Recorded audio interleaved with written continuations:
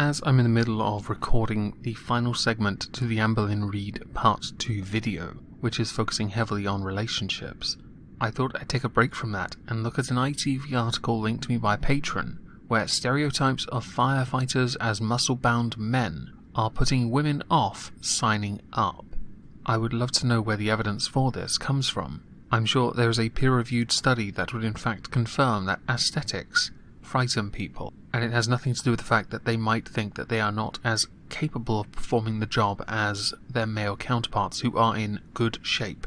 I know some people who in fact work for my local fire department, where they've indicated they have to, when on call, have to be at the fire station within 6 minutes of receiving the call. And this has led to me noticing those same people are very athletic, male or female, and they run very fast, to the point where I would struggle to keep up, and I'm hardly slow. So the evidence should be rather interesting. Media stereotypes of male firefighters as muscle-bound sex objects, well, they are quite popular for strippers, are putting women off joining the service, the London Fire Brigade has said. Is this some kind of way to put men down so they need to become dumpy? Or put them off signing up? Or put them off being strippers? Or why don't you just do what other companies do and mandate 50-50? We need that representation after all. Screw whether they are capable of doing the job. Just copy the New York Fire Department, because they don't want to be stung with many discrimination lawsuits, to the point where they have lowered the bar for some women because of it. Not all, just some. A quarter of women think men are better equipped to be firefighters, according to a YouGov survey commissioned by the Mayor of London. Well, that's understandable. Physically, it is quite a demanding job, and men, physically, are superior for the most part. Under immense pressure, especially that kind of pressure, men for the most part have a proven track record at being able to handle the pressure.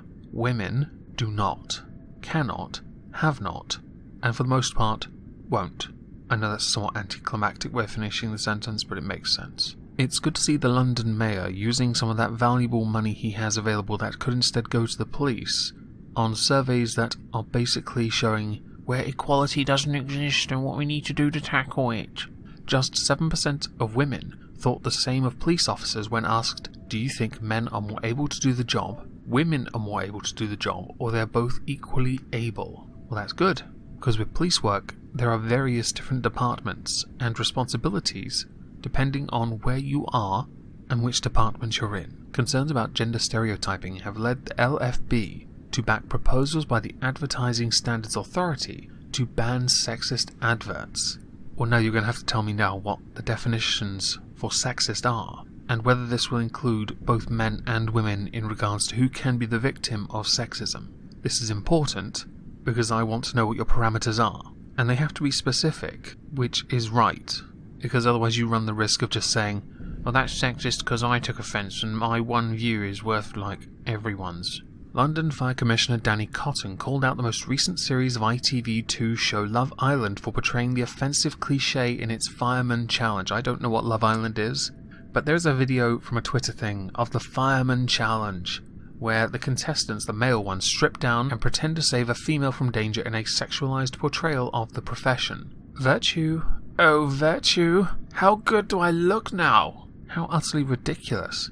Some crappy TV show on an even crapper TV network, where they do some what you call a cliché. They weren't pretending to be firemen, they were just wearing a costume and acting like divs. If you don't know what a div is, perhaps I'll change the word to a glorified dipstick. Although that's not a word, that's a term. Doesn't matter. Fireman is a very popular stripper costume, and there's nothing wrong with that.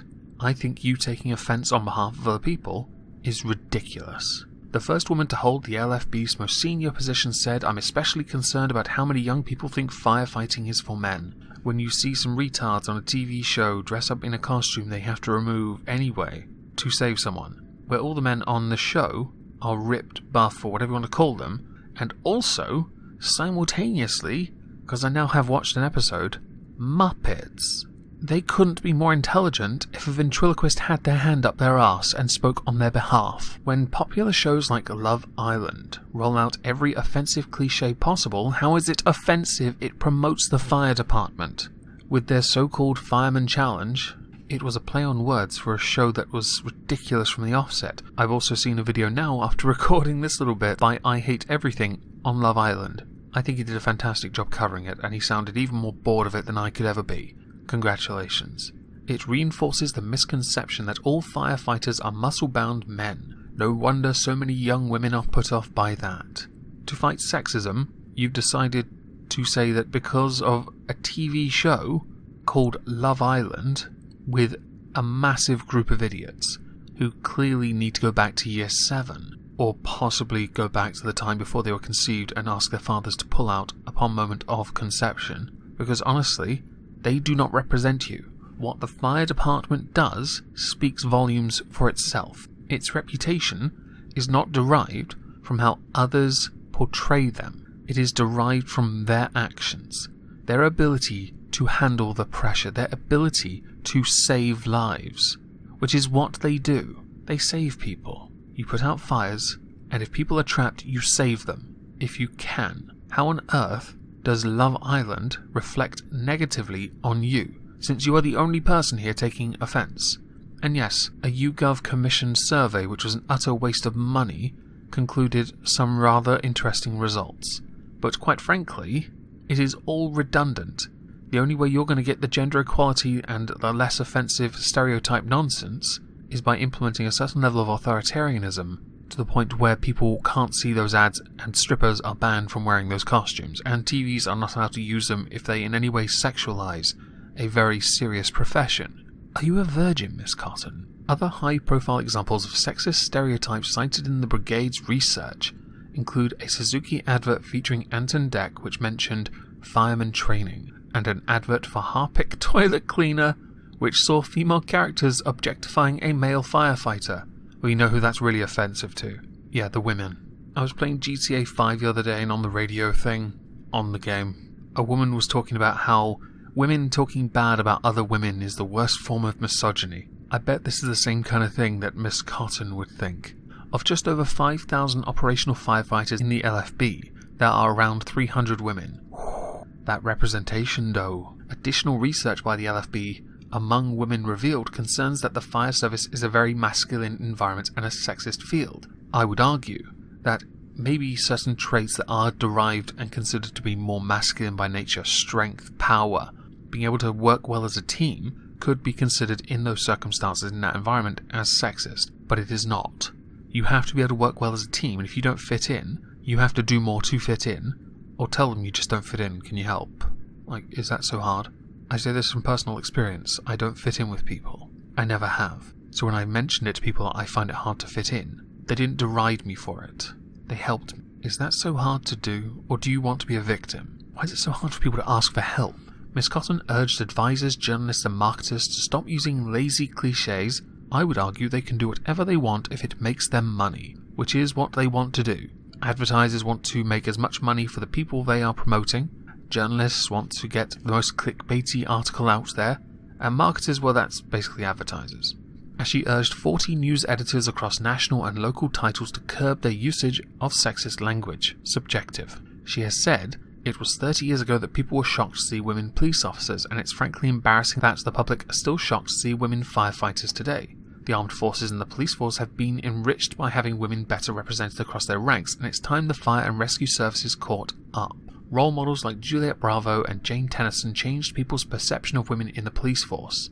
Now it's time for advertisers, journalists and marketers to stop relying on lazy cliches and help change attitudes, in which will in turn encourage more women to embark on a wonderful and fulfilling career in the fire service. I would say women can do whatever the hell they want, but if they don't meet the standards set by the fire department, then they can't work for them. And the only way you're going to be able to impose a more gender accurate representation is by firing a few thousand men. Are you going to do that, knowing that the only reason they're being fired is because of gender discrimination?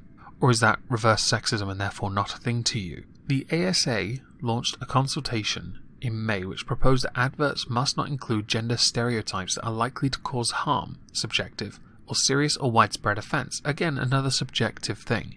The consultation followed a report last year from the Watchdog which called for stronger regulation of adverts based on gender stereotypical roles.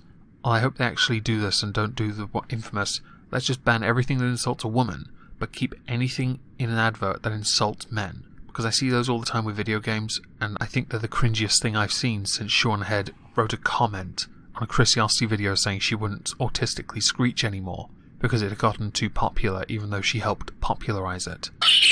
The poll carried out in 2017 surveyed 1,042 adults, including 534 women. A spokesperson for the ASA said, "We've published evidence that shows gender stereotypes have the potential to cause harm.